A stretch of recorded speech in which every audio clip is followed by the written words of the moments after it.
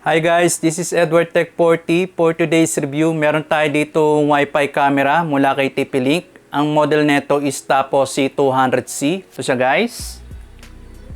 Ito na yung pinaka-cheapest na Wi-Fi camera na mapapurchase natin sa TP-Link. So iwan ko na lang yung link niya sa description box para sa ibang details ng ating product.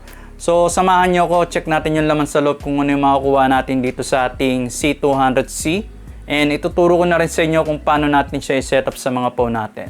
So, let's go!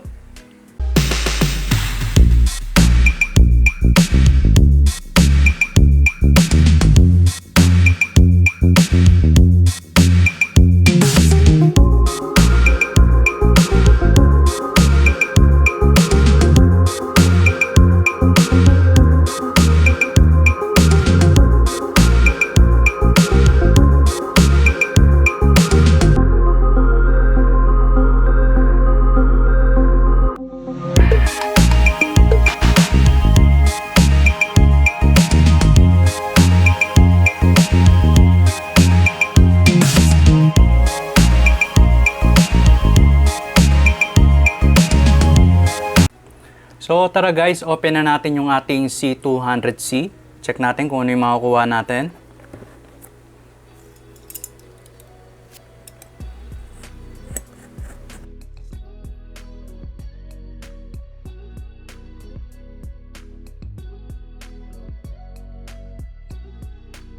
So guys, ito lahat yung nakuha natin sa box. Meron tayo ditong power adapter para sa ating camera. Ito naman yung kanyang pattern kung i-install na natin yung ating camera. And kung meron ka naman time, meron tayo ditong quick start guide. Madali lang siyang basahin kasi nakadrawing niya yung ating product dito sa quick start guide. And ito naman yung kanyang hooks tsaka yung screw kung i-install natin siya sa ceilings. And the last yung ating product na Tapo C200C.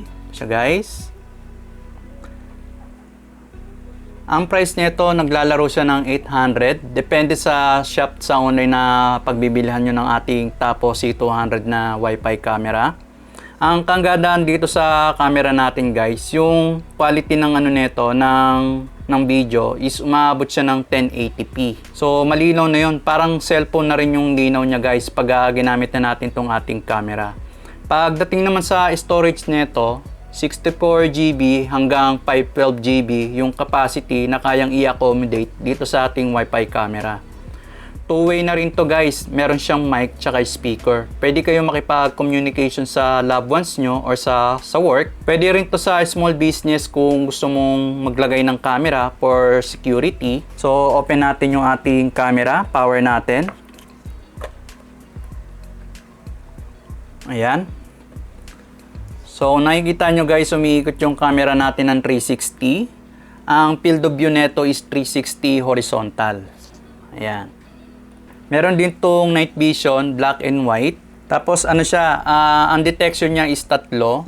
Motion, baby cry, tsaka person. Yung ating C200C.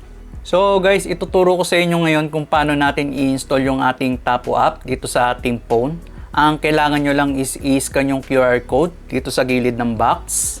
After na na-scan natin, panoorin nyo yung video natin guys kung paano natin i-set up yung ating Tapo app dito sa ating phone. So, scan natin yung ating phone. Tapat lang natin yung QR code. Ayan. Then, may nakalagay dito, show option. Click nyo lang yan. Open browser.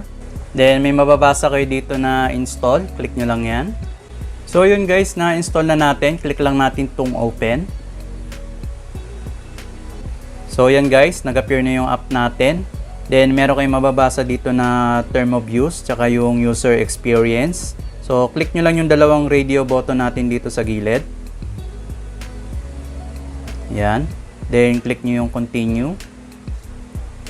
So yun guys, na-install na natin yung ating Tapo app. Ayan, makikita nyo rito sa screen natin. Meron dalawang button dito. Bali kung wala ka pang account, click mo lang tong Create TP-Link ID.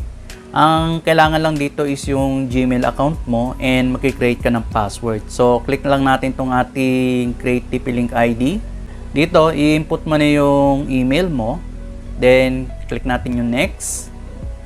Kailangan mo rin gumawa ng password para dito sa account natin. And create tayo ng password guys. After natin mag-create ng password, click lang natin yung radio button sa gilid and click na natin yung sign up. Then may mababasa kayo dito na nag-send si TP Link ng link sa yung email. Makikita nyo yung color yellow na na link. I-click nyo lang yan. And then meron kayong mababasa na congratulations, successful yung activation ng link natin. Bali na registered na yung device natin o yung mobile phone natin dito sa app. So balik tayo sa Tapo app natin guys. After na nakapag-create na tayo ng username tsaka password sa ating Tapo app, click na natin tong login. So guys, after na na-install na natin yung ating Tapo app, kailangan mo na siyang i-login. Ang makikita nyo sa screen, ganito yung itsura niya. Yung sa akin kasi, existing na tong ating camera na ito na yung mga naka-install sa akin na mga devices. Ang gagawin nyo lang, para dito sa ating Tapo C200C, click nyo lang tong plus button. Then add device. Then, punta lang kayo dito sa indoor camera. Click nyo lang yan. Then, hanapin nyo yung model ng ating Tapo camera. So, hanapin natin C200C. Ito siya sa baba. Click lang natin. Then, click lang natin next. I'm already connected. Click lang natin yung nasa baba. Always connect.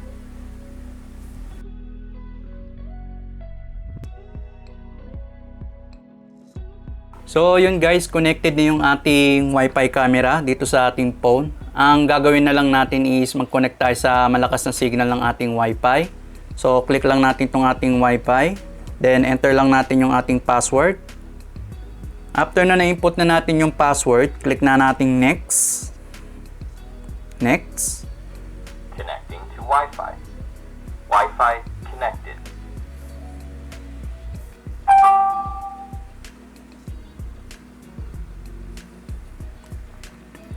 So yung guys, connected na yung ating camera dito sa Wi-Fi natin. Ang gagawin nyo na lang is baguhin nyo na lang yung device name. Bali naka-default siya ng Tapo C200C. Click na natin tong next. Then studio. Click next. Then pwede kang mamili ng icon dito para sa ating camera. So ito na lang muna yung ating icon. Next. Sounds good. Then, pwede ka mag-avail ng ng cloud services kung gusto mo na continuous yung recording natin dito sa ating Tapo camera. Kung hindi naman, pwede nyo siyang i-skip.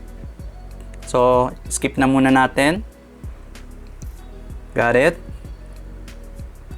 Then, kung meron kayong micro SD card guys, pwede rin yon pang recording natin. 64 or 512 GB na capacity pwede rito sa ating C200C. So click na lang muna natin itong setup local storage. Got it? Then ito naman yung sa firmware update. Ikaw na yung mag-i-schedule kung kailan mo gusto mag-update yung firmware ng ating camera. So ganyan na lang muna siya, default lang muna. So got it? So makikita nyo na rito sa display screen natin sa pinaka menu niya. Nandito na yung ating Tapo C200C nasa baba. So, click lang natin yan. Go. Got it. So, babaan ko lang yung volume. So, yung guys, working yung ating camera. Ayan. So, ito yung sample ng ating night vision guys.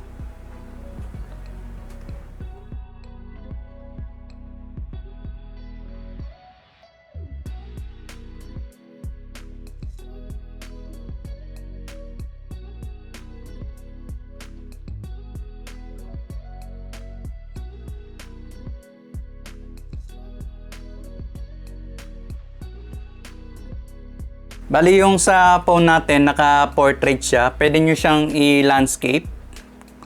Bali dito ko na lang pakita sa camera natin, sa taas. Ganito yung itsura ng landscape niya guys. Ayan, yung ating camera. Then, pwede natin ibalik sa portrait.